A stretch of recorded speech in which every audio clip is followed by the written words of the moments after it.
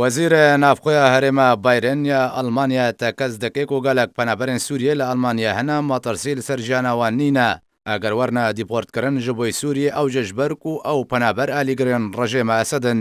دێ هەفدیدنەکە تەلەڤیزیۆنی دە یواخیم هێرمن وەزیرە نافخۆیە هەرێمە بایرن یا ئەڵمانیا ڕاگەهاندە پێویستە ئۆفیسە فەدرالە ئەڵمانیا کۆچ و کۆچبەران جوداهیە بخێتە نابەرە پەنابەرên سووریên ku پشتیوانی ڕژێمە ئەسەد دەکەن و یەن ku ji aliyê ڕژێمە ئەسەد بە مەترسی لەسەر ژیانەوان هەیە یواخیم هێرمن گوت ku ژمارەیەکە gelek ji پەنابەرên سووریên ku di dema niha de li ئەڵمانیا hene alîgirên ڕژێمە ئەسەدن و ji ber ku ew penaber alîgirên ڕژێمە ئەسەدin eger ji bo Sûriye werne dîportkirin tu metirsî li ser jiyana wan nîne ji ber rejêma Esed wê pêşwaziyê li wan bike.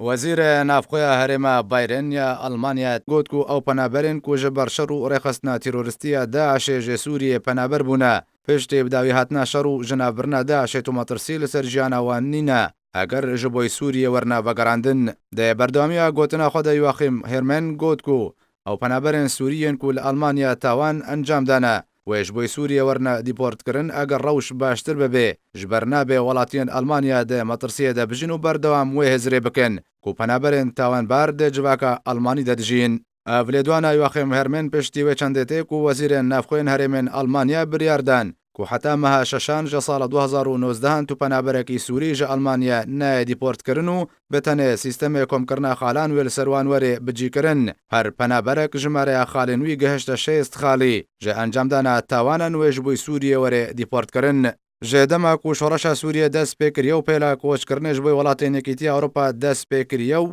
welatê ku penaberên Sûriyê bêhtir rûlê kirine welatê Almanyaya.